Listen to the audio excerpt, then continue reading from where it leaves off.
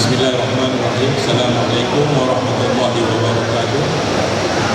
Terima kasih acara majlis yang besar, tuan-tuan barisan pimpinan Jabatan Pendidikan Rendah, tuan-tuan daripada Pejabat Pendidikan Daerah Pulau Pilihan dan Pejabat Pendidikan Daerah SIG.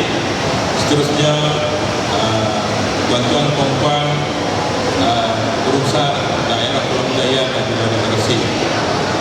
Alhamdulillah rabbil alamin, wassalatu wassalamu ala rasulillah wa ala alihi washabihi ajma'in. Alhamdulillah, syukur kepada Allah kerana kita dapat dipertemukan pada hari ini, dan insya-Allah sekarang adalah giliran sektor pendidikan Islam untuk membentangkan. Semoga kita semua mendapat manfaat insya-Allah. Next. Okay, baik, ini adalah carta organisasi sektor pendidikan Islam. Kami ada 2 unit diketuai oleh Tuan Haji Mahir bin Muhammad, Ketua Pulau Pengarah Kanan yang baharu, dan juga ada 2 unit rancangan dan pembangunan pendidikan Islam, Ustaz Syauqi, Muhammad Syauqi, dan juga unit pembangunan adab dan nilai oleh saya sendiri. Okay, terus next. Baik, tuan-tuan urusan sekalian, tumpuan sektor pendidikan Islam dalam pembentangan ini adalah fokus utama sektor pendidikan Islam kepada semua sekolah kebangsaan bagi tahun 2023 dan juga 2024. Okey. Yang pertama ialah Al-Quran. Ini ialah KPI jabatan. Okey. Iaitu di sekolah rendah, pendidikan Islam rendah yang merujuk kepada pengajaran dan pembelajaran Al-Quran di sekolah rendah. Iaitu kita nak supaya semua murid Islam di sekolah rendah, sama ada di SD atau SDK, boleh membaca Al-Quran dengan baik. Ini adalah matlamat kita. Okey. Jadi KPI kita ialah pada tahun ini ialah kita nak supaya mencapai 92.95%. Okey, sekarang kita punya pencapaian ialah 85%. Jadi kita harap pada tahun 2023 ini kita capai 92.75%. Okey, jadi tanggungjawab ini dibebankan kepada tuan-tuan perempuan guru besar sekalian. Mohon pastikan guru pendidikan Islam kita dapat membimbing, dapat mengajar murid-murid di sekolah sebelum dia menamatkan alam sekolah rendah, dia boleh membaca Al-Quran dengan baik. Mengikut indikator terbaru, membaca Al-Quran dengan baik ini ialah dia sekurang-kurangnya dia boleh mencapai Iqra 5, kalau dalam Iqra lah sekurang-kurangnya. Okey. Baik, kemudian tuan-tuan guru besar hendaklah memastikan perkara-perkara yang sudah kita lupa. Kita berlaku kelesuan tentang pembelajaran kolaboratif. Kalau tuan-tuan ni yang lama ni tentu ingat kan, dulu ada program J-Off. Oleh mana program J-Off ni sudah dinormkan seperti mana guru pendidikan Islam yang lain, maka pembelajaran kolaboratif dilupakan oleh kebanyakan sekolah. Sedangkan ianya masih perlu dilaksanakan dalam pengajaran dan pembelajaran Al-Quran. Tuan-tuan tengok pelaksanaan Al-Quran dan tasmih, nisbah guru dan murid. Kalau 1 hingga 14 murid, tak apa, ada seorang guru cukup. Kalau dalam kelas tu ada 14 orang murid atau kurang, cukup untuk pengajaran Al-Quran itu hanya seorang guru. Tetapi jika ada 15 murid hingga 29 murid, dia perlu ada 2 orang guru dalam pengajaran Al-Quran dan tasmih. Dan sekiranya ada 30 murid dan ke atas, dia perlukan 3 orang guru untuk berada dalam kelas tersebut. Jadi saya harap sekolah-sekolah yang mempunyai bilangan guru yang cukup, laksanakanlah kembali pembelajaran kolaboratif. Ianya sudah hampir dilupakan dan sebenarnya ia masih perlu dan perlu dilaksanakan dalam pengajaran dan pembelajaran subjek Al-Quran dan juga tasmid. Okey, baik. Jadi dalam hal ini bahwasanya tumpuan utama pendidikan Islam di sekolah rendah ialah murid itu mesti boleh membaca Al-Quran dengan baik sebelum menamatkan alam bersekolah rendah.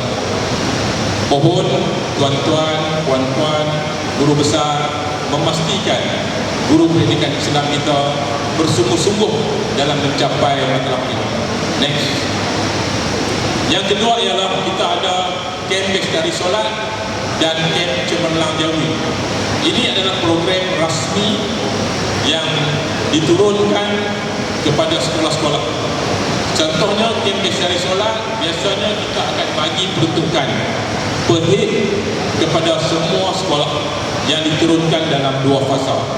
Okey, maknanya tuan-tuan hendaklah memastikan bahawa semua murid tahun 1 hingga 6 dapat melaksanakan kem ini sekurang-kurangnya 2 kali setahun. Jadi tuan-tuan pastikan ada kem dari solat dilaksanakan dengan peruntukan yang diturunkan kepada setiap sekolah yang ada murid Islam. Kerana kita ikut berhid. Boleh ni tolong klik sekejap video sikit kita tekan seminit. Okey, tu ya. Okey. Ini adalah contoh pelaksanaan di SK Syed Dalam. Tanya orang Syed, saya dapat video Syed. Temu ya? Temu ya? Dia tak apa, masih. Okey, tak apa. Betulnya ada video itu. Baik, terima kasih kepada Kem Cemerlang Jawi. Kita juga berharap supaya mana penguasaan Jawi di peringkat sekolah rendah kita dapat tingkatkan, iaitu kita nak supaya mana dia dapat melaksanakan, kita dapat capai pada tahun ini 99% murid tahun 6 boleh membaca dan menulis Jawi. Itu targetlah, target kita, tuan-tuan dan puan-puan. Okey. Seterusnya next. Okey, akhir sekali ada yang seterusnya yang ketiga. Saya ada 4 slide saja. Yang ketiga ialah penilaian perkara asas fardu ain. Ini adalah perkara penting yang kita lupa nak buat kadang-kadang oleh kerana pemansuhan dan juga penangguhan dan pemansuhan UPSR. Sama aja di isu sekolah rendah dan sekolah menengah. Bila mansuh sesuatu peperiksaan ataupun ditangguh peperiksaan, kita lupa elemen-elemen yang ada di dalam itu yang memang patutnya kita tidak terus buat, yang patut kita terus buat. Contoh penilaian perkara asas fardu ain. Dulu dia masuk dalam sijil kan, pelajar ini apa dalam sijil UPSR menyatakan dulu. Kemudian oleh kerana UPSR itu ditangguh dan dimasukkan, maka perkara asas fardu ain pun juga turut dilupakan. Tetapi perlu diingatkan bahawasanya surat berkeliling ihtisas itu masih berkuat kuasa tentang pelaksanaan perkara asas fardu ain. Yang tidak ada satu pun surat berkeliling ihtisas atau mana-mana berkeliling yang membatalkan pelaksanaan perkara asas fardu ain. So jadi bila kita rujuk kepada kementerian, maknanya perkara itu masih perlu dilaksanakan oleh sekolah-sekolah, iaitu penilaian perkara asas fardu ain ataupun kita sebut sebagai PAFA. Maknanya guru hendaklah menilai murid semasa proses pengajaran dan pembelajaran pada bila-bila masa. Dia mudah je PAFA ni. Maknanya proses penilaian itu oleh guru pada bila-bila masa. Dan juga kalau tuan-tuan masih ingat, dulu dia ada satu buku kan, kementerian bagi buku PAFA. Okay. Jadi terpulanglah kepada pihak sekolah, pihak tuan-tuan, pihak guru besar nak buat bentuk buku juga ataupun nak buat bentuk apa-apa bentuk yang bentuk borang dan sebagainya yang memudahkan guru-guru pendidikan Islam membuat penilaian perkara asas fardu ain ataupun PAFA. Jadi secara ringkasnya bahwasanya semua murid mesti lulus 100% kun yang telah ditetapkan. Jadi maknanya kalau dalam fatwa tentu tuan-tuan tahu kan, misalnya murid ni belum menguasai misalnya bacaan dalam solat, maknanya kewajipan guru itu, kebanyakan fatwa ini maknanya dia mesti melatih murid tersebut sehinggalah murid tersebut boleh menguasai bacaan dan ditandakan bahawasanya telah menguasai bacaan sekian-sekian. Jadi tanggungjawab tuan-tuan perempuan guru besar, tolong balik mengingatkan kepada guru pendidikan Islam, panitia pendidikan Islam bahawasanya perkara asas fardu ain ataupun fatwa ini perlulah dilaksanakan, wajib dilaksanakan. Terusnya next. Okey, dan akhir sekali, ini adalah fokus saya berterima kasih kepada tuan-tuan dan puan sekolah-sekolah yang guru besar, terutama di sekolah rendah. Mereka sangat ambil cakna tentang surau di sekolah masing-masing. Dan pada tahun ini juga kita ada 2 buah sekolah rendah yang memasuki peringkat akhir penilaian surau imarah sekolah-sekolah peringkat kebangsaan. 2 sekolah kebangsaan kita. Maknanya mereka ini akan dapat tempat pada 21 hari bulan, bertempat di Universiti Sultan Zainal Abidin Terengganu. Menteri Pendidikan akan beri pengiktirafan kepada sekolah kita belum tahu, mungkin mereka nombor 1 kebangsaan, mungkin nombor 2, mungkin nombor 3, mungkin nombor 4 atau mungkin nombor 5. Tetapi yang pasti nombor 5 telah pasti. 2 buah sekolah rendah iaitu SK Tasik Apung KMY tahniah, dan juga SK Air Merah Kuning. SK Tasik Apung ni kategori musola. Musola ni maknanya surau dalam bangunan. SK Air Merah surau yang berasingan. Surau juga sebut surau, kalau dalam bangunan kita sebut musola. Dan sebuah sekolah menengah iaitu SMP Tunku Temenggung Pendang. Dan 3 sekolah ini masuk final tingkat kebangsaan. Dan saya harap, dan saya juga nampak bahasanya, terima kasih kita ni, guru besar ni, kalau bak dia nak bagi perkasakan surau ni, alhamdulillah. Dan kita harap semua sekolah akan memperkasa mengikut kemampuan yang ada pada tuan-tuan dan puan.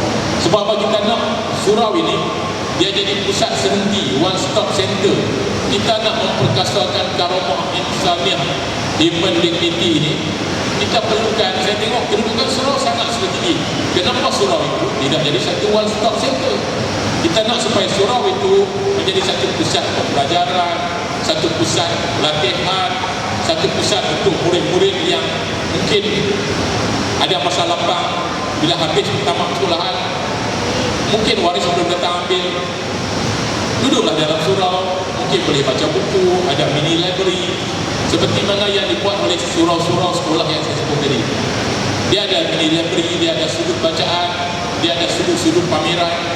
Maknanya segala info-info yang berkaitan, terutamanya dalam aspek pendidikan Islam, dia ada di surau. Dan kita harap kita memahami bahawa selepas pandemik kita kan tak boleh masuk, tak boleh guna surau. Saya faham kita pagarkan dengan tip surau-surau dan juga taman-taman mainan dan sebagainya, kantin-kantin dan sebagainya. Jadi proses untuk nak memperkasakan kembali surau itu saya lihat agak perlahan.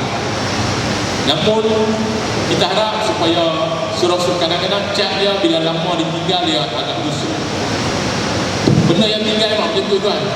Kereta kita pun kalau tak naik sebulan pun dia nampak macam tak menarik, tak berseri kan. Jadi benda apa pun kita kena guna selalu tuan. Jadi sama lah juga dengan surau ni. Oleh kerana lama kita tinggal pandemik PKP, jadi saya nampak proses tu agak lesu. Surau tu kelihatan lesu. Jadi tuan-tuan, perempuan, guru besar mungkin boleh perkasakan kembali surau-surau sekolah supaya mana kita dapat, pertama kita dapat imarahkan dia. Solat pada waktu zuhur biarlah berlaku solat berjemaah. Program tadarus Al-Quran, masa tasmih, mintalah GPI itu bawa dalam surau. Kadang-kadang mereka malas bergerak daripada kelas ke surau, jadi gunakanlah surau itu supaya meriah penggunaan surau itu. Mungkin kadang-kadang waktu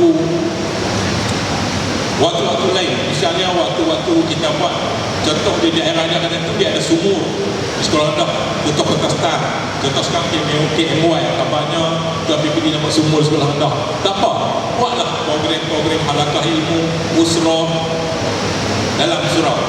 Jadi kita harap surau itu dimaksimalkan penggunaannya. Sayang tuan-tuan habiskan duit banyak, minta buat kumpul dana, bina surau, kadang-kadang habis sampai 200 ribu, tiba-tiba tidak dimanfaatkan dengan maksimal. Jadi saya minta supaya tuan-tuan sebagai pemimpin sekolah gerakkan guru pendidikan Islam, gerakkan panitia, gerakkan jawatankuasa surau supaya memanfaatkan surau sebagai melalui aktiviti pengimarahan, aktiviti kerohanian dan juga pengimarahan dalam aktiviti kurikulum. Buatlah pertandingan kurikulum pendidikan Islam, gunalah surau itu. Misalnya pertandingan tilawah Al-Quran, peringkat sekolah, peringkat tahun 1, peringkat tahun 2, buat dalam surau. Pertandingan hafazan ayat-ayat, surah-surah, buat dalam surau.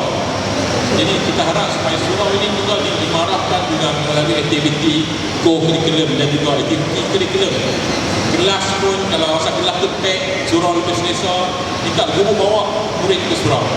Okay, dan yang seterusnya pengimarahan sebagai pusat pengukuhan dakwah dan pemantapan adab.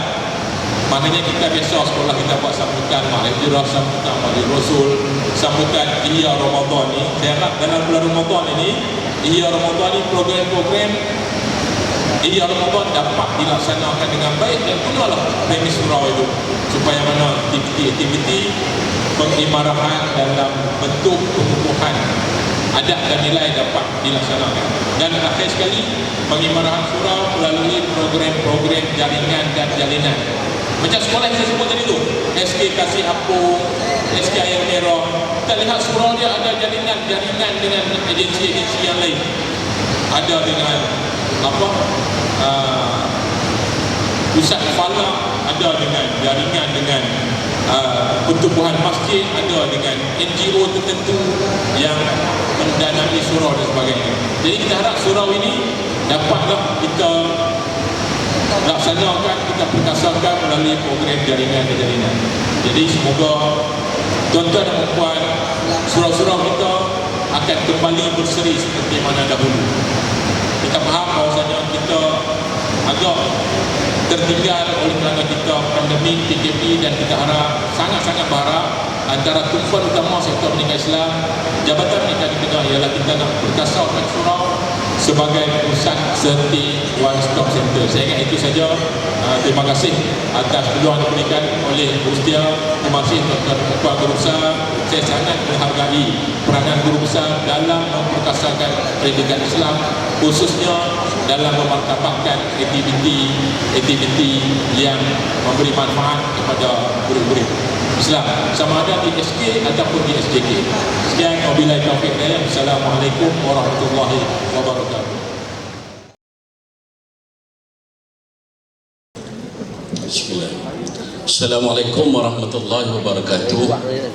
Alhamdulillahirabbil alamin wassalatu wassalamu ala sayyidil mursalin wa ala alihi wa sahbihi ajma'in. Salam sejahtera dan salam Malaysia Madani.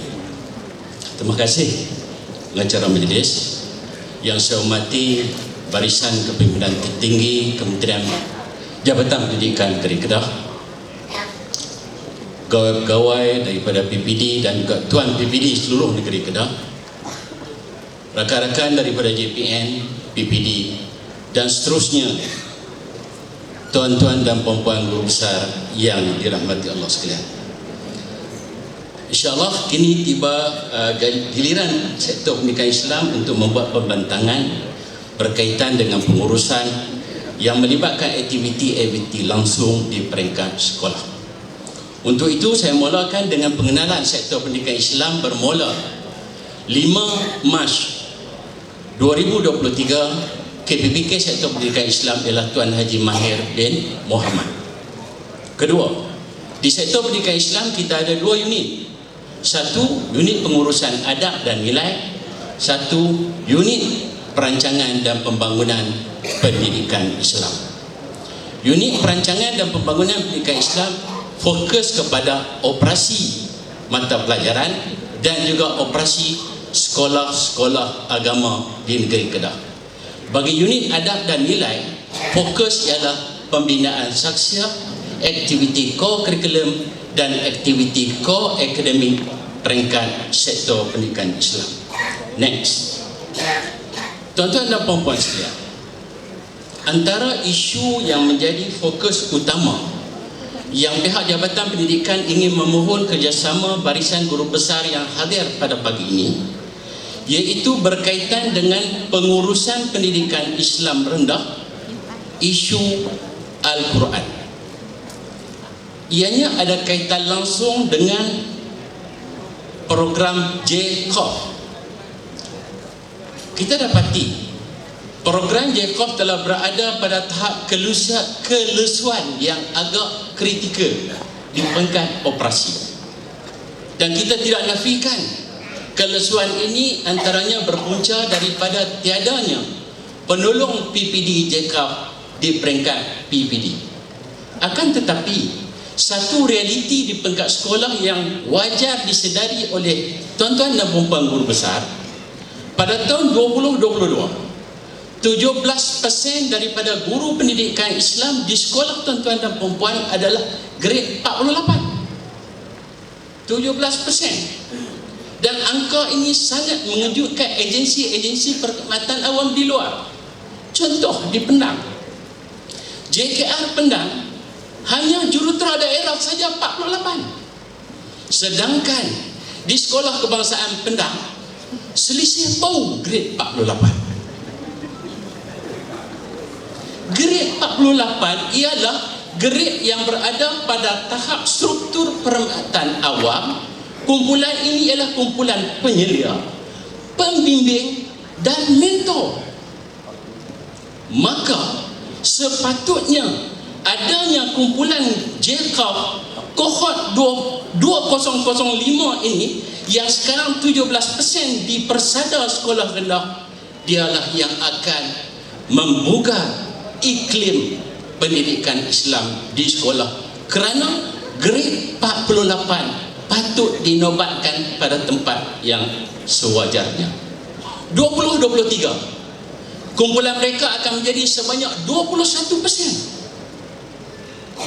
Dan 2024 kumpulan mereka akan berada sebanyak 23% grade 48. Jadi isu kelesuan tadi dari segi struktur perkhidmatan, sebenarnya sebagai ketua jabatan, tuan-tuan dan puan-puan hendaklah bersama-sama dengan mereka membugarkan realiti perkhidmatan yang sepatutnya ada pada mereka, dan merekalah penyumbang ke arah memperkasakan pendidikan Islam di sekolah. Jabatan Pendidikan Negeri dengan restu daripada pengarah yang begitu membugar, membuah-buah dan bersemarak, telah meletakkan pendidikan Islam sebagai satu KPI pengarah sendiri, iaitu penguasaan Al-Quran bagi tahun 6 di sekolah rendah pada tahun 2023 sebanyak 92.75%. Dalam hal ini, untuk tahun 2022, tuan-tuan dan puan-puan serta warga sekolah telah memberi sumbangan yang sangat bermakna, kerana di peringkat kebangsaan daripada 26,755 pelajar darjah 6 tahun 2022, sebanyak 85.59% telah menguasai Al-Quran, iaitu melalui kemampuan membaca Iqra buku 4 sekurang-kurangnya. Dan pencapaian ini meletakkan negeri Kedah di tangga keempat selepas Johor, wilayah Persekutuan Putrajaya, Pahang, dan kita berada di tangga keempat. Bagi saya pencapaian yang cukup merangsang hasil sumbangan tuan-tuan dan puan-puan. Oh, tepuklah sikit. Tuan-tuan dan puan-puan sekalian, apa yang kita nak kongsikan iaitu pada tahun ini pengarah telah meletak target kita 92.75%.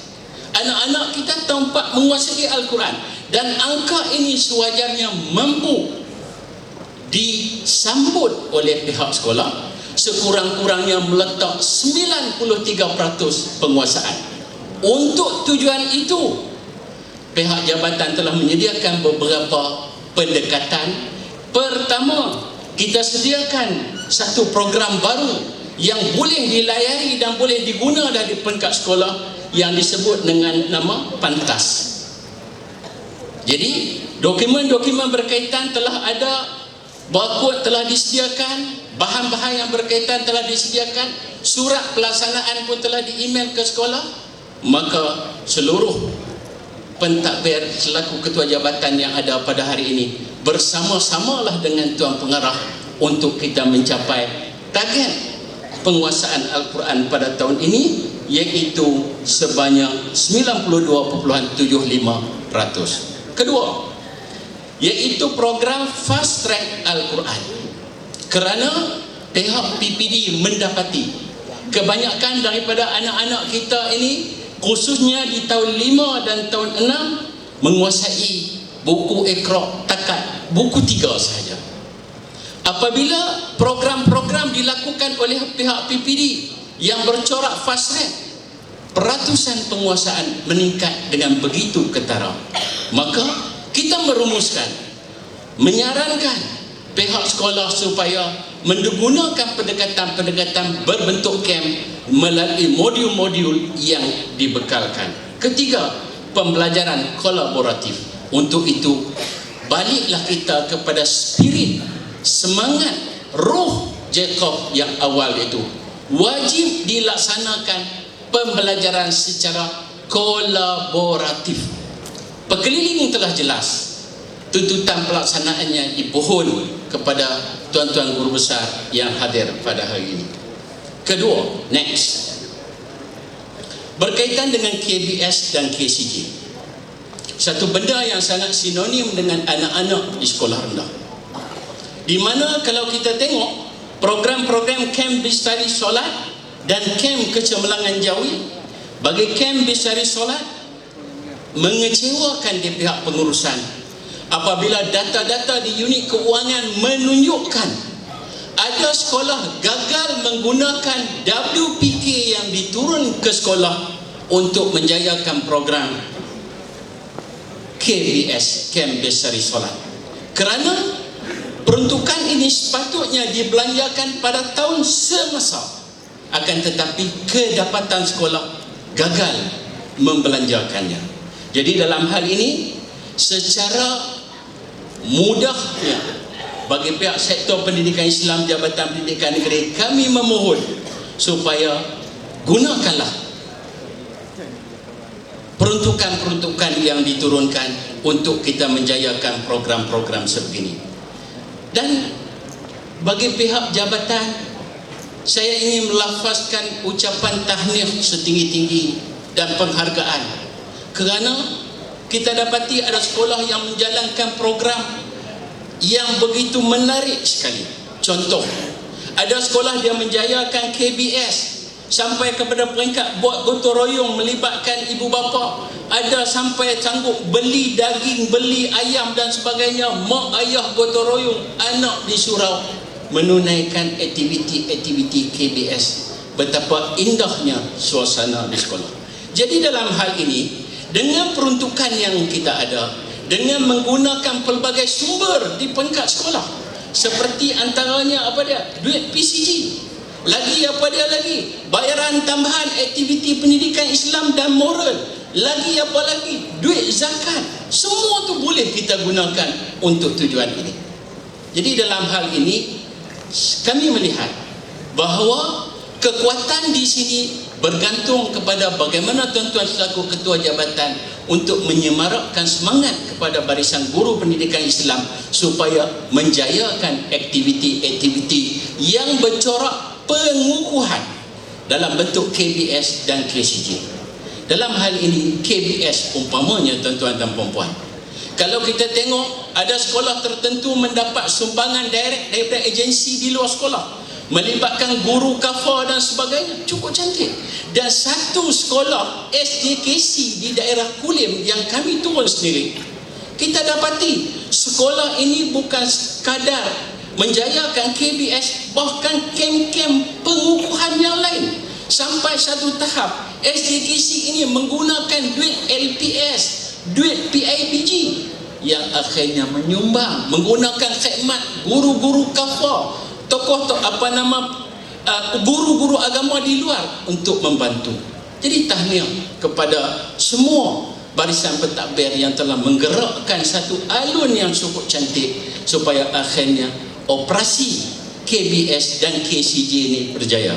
Jadi dalam hal ini tuan-tuan dan puan-puan, kita mengharapkan kerjasama daripada tuan-tuan dan puan-puan supaya program ini ditakwimkan.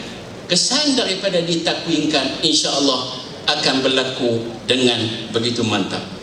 Next, ketiga, PAFA. PAFA ini telah dilancarkan oleh mantan KPPM Tan Sri Dr. Wan Zahid pada tahun 2002. Ketika melancarkannya, Tan Sri Dr. Wan Zahid dengan begitu teruja mengungkapkan KAFA adalah manifestasi penguasaan anak-anak di bangku sekolah. Dan ketika itu juga, sebulan berikutnya Tan Sri Wan Zahid mengumumkan keputusan PMR di ketika itu.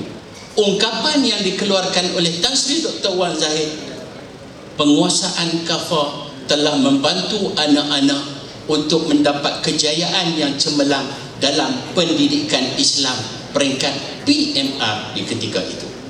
Jadi daripada rumusan ini, secara ringkasnya kita nak sebut tuan-tuan, ini adalah satu amalan penghayatan di peringkat sekolah yang wajar didokumentasikan. Mengapa berlaku kelesuan ini? Pertama, KAFA sudah tidak dimasukkan perkataan pelajar calon lulus ujian KAFA sebagaimana pada peringkat awal di peringkat SPM, PMR dan UPSR dulu. Jadi kesan daripada itu, membuatnya semangat di kalangan warga guru tadi telah berkurangan. Walaupun begitu, operasi KAFA tetap diteruskan dan ia nanti ada kaitan dengan pengisian data-data sebagaimana yang disebut oleh Puan Wan Mahani tadi dalam IDMI dan sebagainya.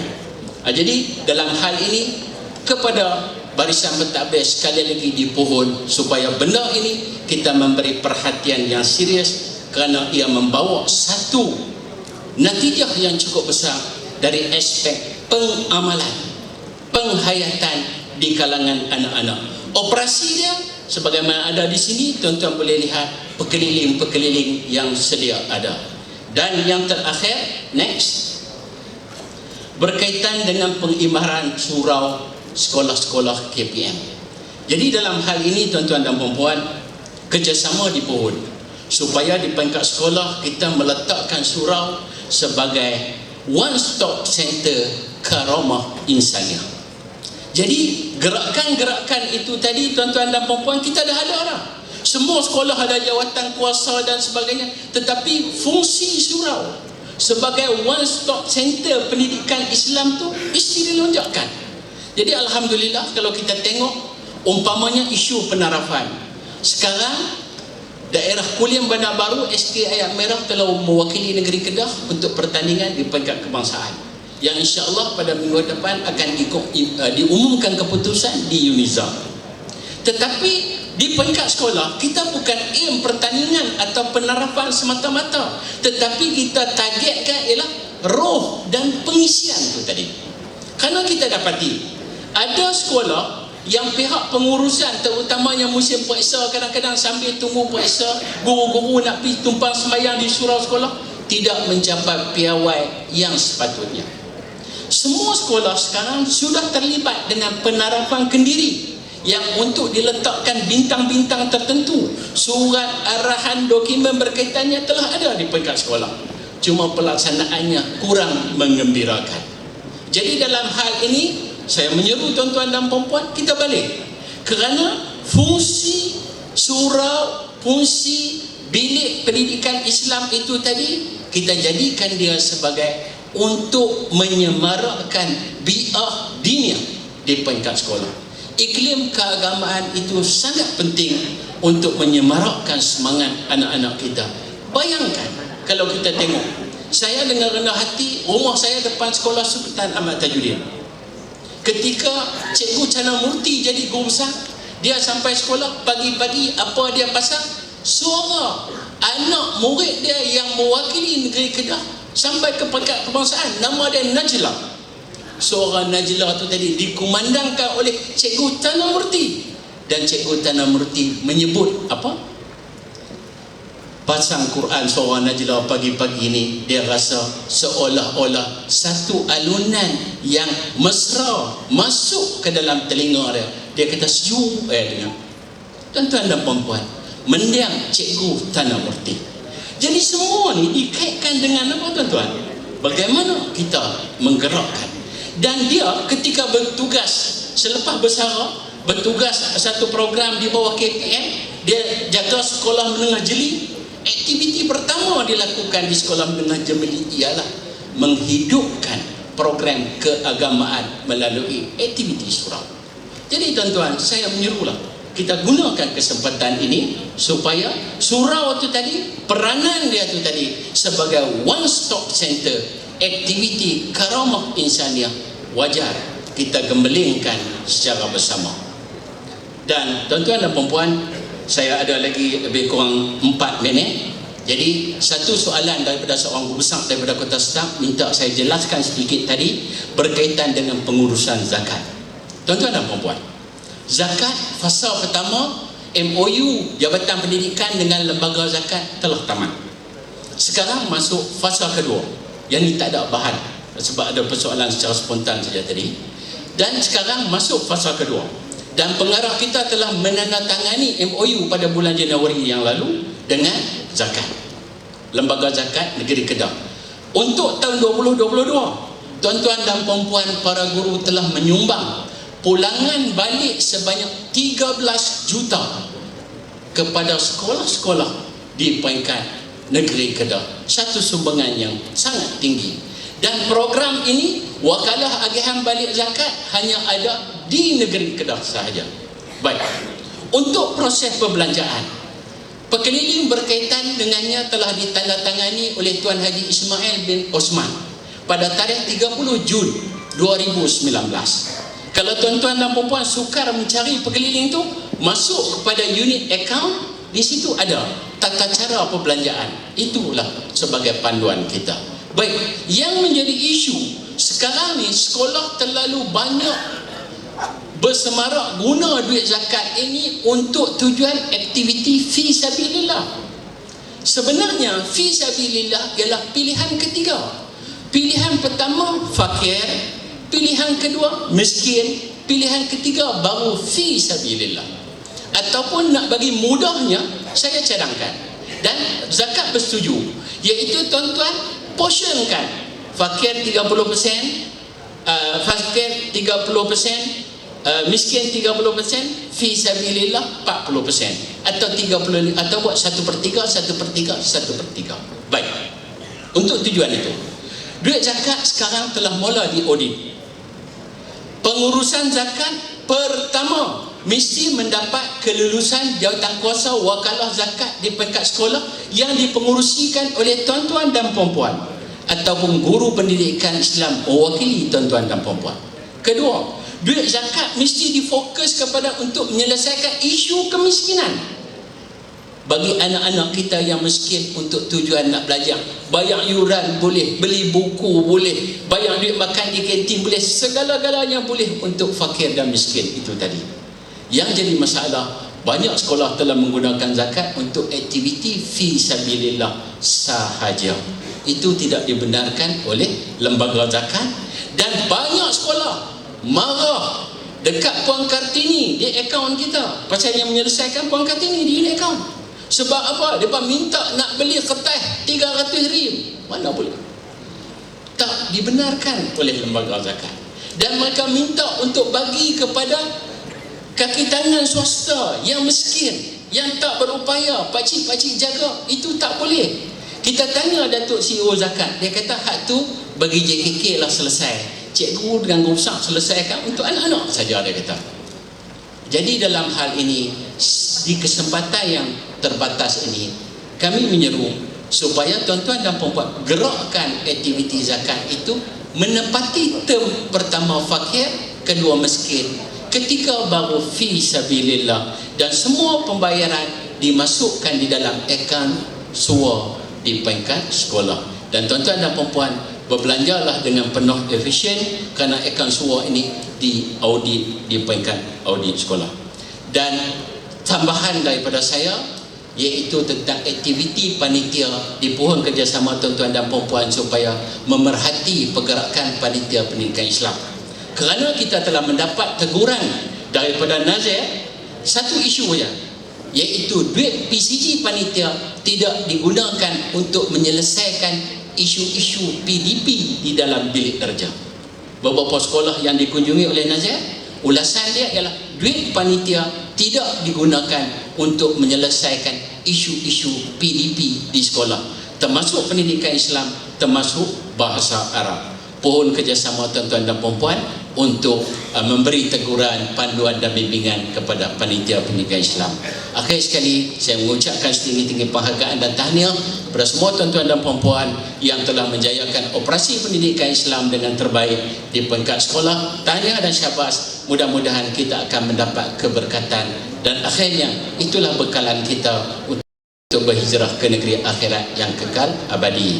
Dan kepada guru besar SJKC, SJKT, untuk zakat duit sekolah tuan-tuan dan perempuan ada juga, tetapi atas sebab sekolah tuan-tuan dan perempuan angka dia kecil, ada seorang guru Islam, ada 2 orang guru Islam, duit itu telah diparking di peringkat Jabatan Pendidikan Negeri, dan agihan telah berlaku kepada sekolah tuan-tuan dan perempuan atas isu dan keperluan tertentu.